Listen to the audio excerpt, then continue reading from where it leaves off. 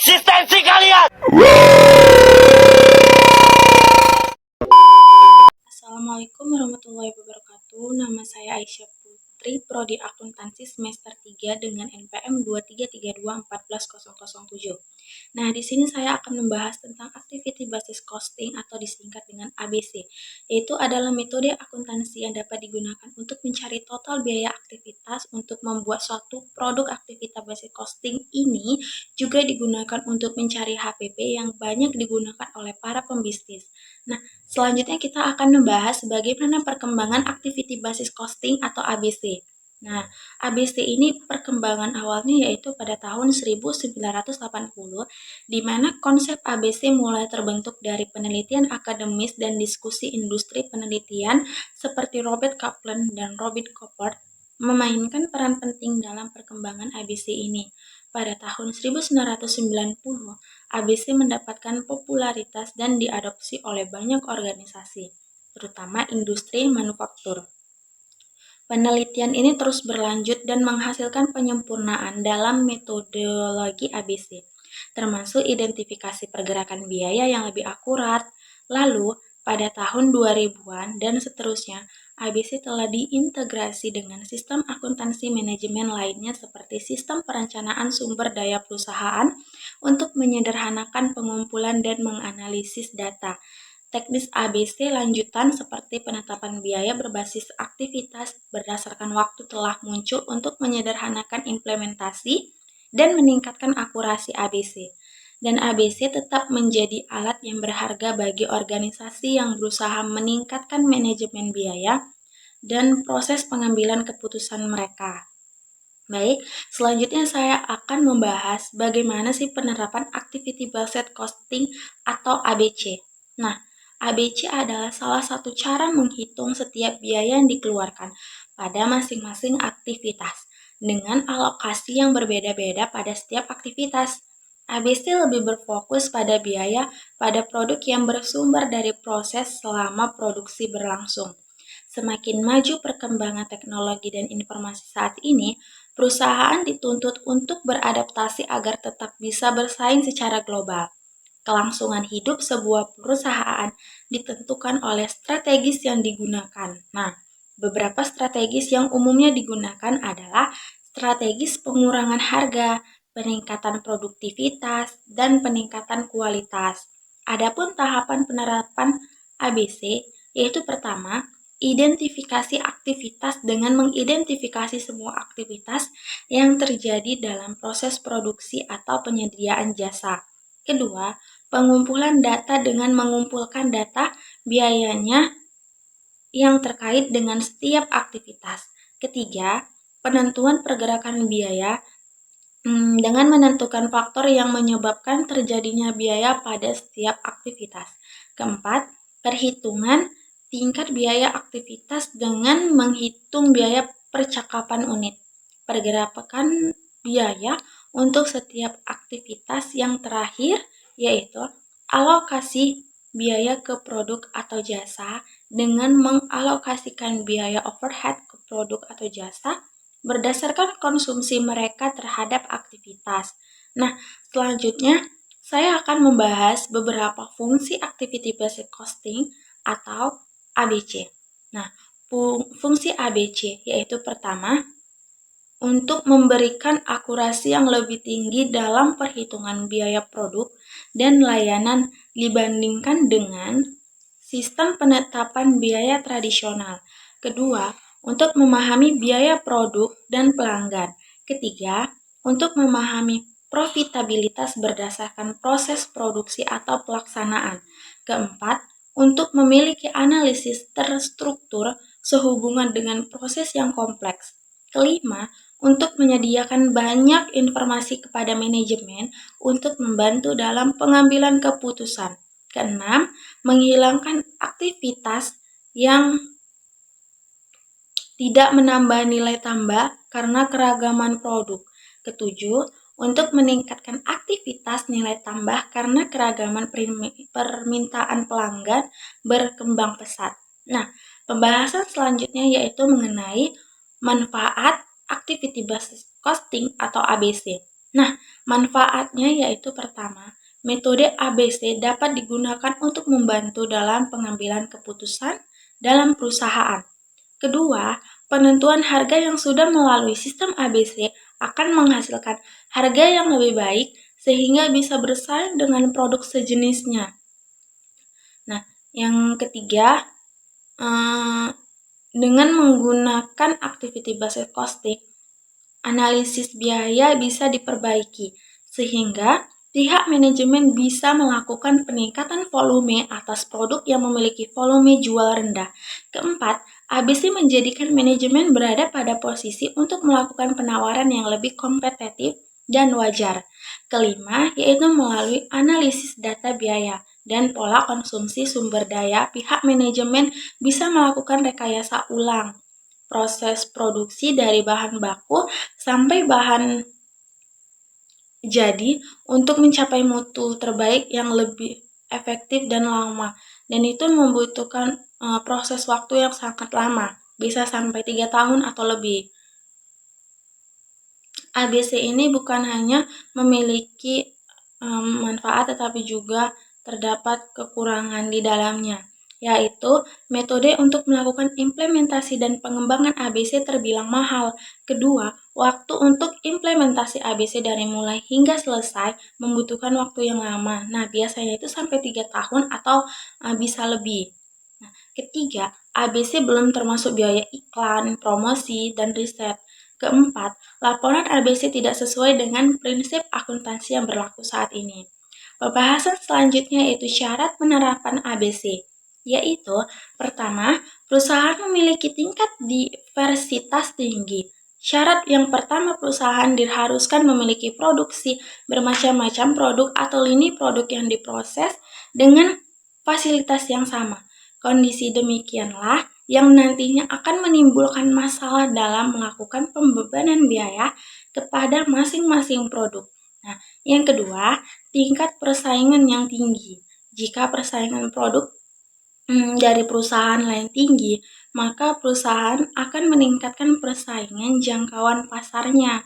Semakin besar jangkauan pasarnya, maka semakin besar pula peran informasi tentang penentuan harga pokok yang dilakukan oleh pihak manajemen perusahaan. Ketiga, biaya pengukuran rendah. Syarat yang terakhir adalah biaya yang digunakan dalam pengukuran sistem ABC haruslah lebih rendah dari manfaat yang akan diperoleh. Jika sampai biayanya di atas dari manfaat, maka perusahaan itu akan mengalami kerugian. Nah, selanjutnya saya akan membahas tentang bagaimana karakteristik ABC. Nah, yaitu pertama, meningkatkan jumlah kumpulan biaya yang digunakan untuk mengakumulasi biaya overhead. Jumlah nilai tergantung pada kegiatan produksi. Jadi, alih-alih mengumpulkan biaya overhead perusahaan atau perkumpulan departemen, biaya overhead dalam satu kumpulan perusahaan atau kumpulan departemen, biaya diakumulasi oleh aktivitas kedua yaitu membebankan biaya overhead untuk pekerjaan atau produk yang berbeda sebanding dengan biaya aktivitas dalam bisnis berdasarkan biaya tenaga kerja langsung atau jam mesin. Ketiga, yaitu meningkatkan keterlacaan biaya overhead yang menghasilkan data biaya unit yang lebih akurat untuk manajemen. Keempat, identifikasi biaya selama aktivitas dan penyebabnya tidak hanya membantu dalam perhitungan biaya yang lebih akurat dari suatu produk atau pekerjaan, tetapi juga menghilangkan aktivitas non-nilai tambah. Penghapusan aktivitas non-nilai tambah akan menurunkan biaya produk ini. Pada kenyataannya adalah inti dari penetapan activity basis costing. Selanjutnya yaitu mengenai komponen yang terdapat dalam ABC. Ada 5 komponen di dalamnya, yaitu pertama, resources adalah tempat organisasi membelanjakan uang mereka. Kategori biaya yang dicatat sumber daya didefinisikan sebagai elemen ekonomi atau uang yang diterapkan atau digunakan dalam pelaksanaan aktivitas. Kedua, pergerakan sumber daya adalah dasar untuk menelusuri sumber daya aktivitas. Pergerakan sumber daya didefinisikan sebagai ukuran kuantitas sumber daya yang dikonsumsi oleh suatu aktivitas. Ketiga, aktivitas adalah unit kerja. Jika Anda pergi ke restoran Anda untuk makan siang atau makan malam, pelayanan atau pramusaji dapat melakukan unit kerja.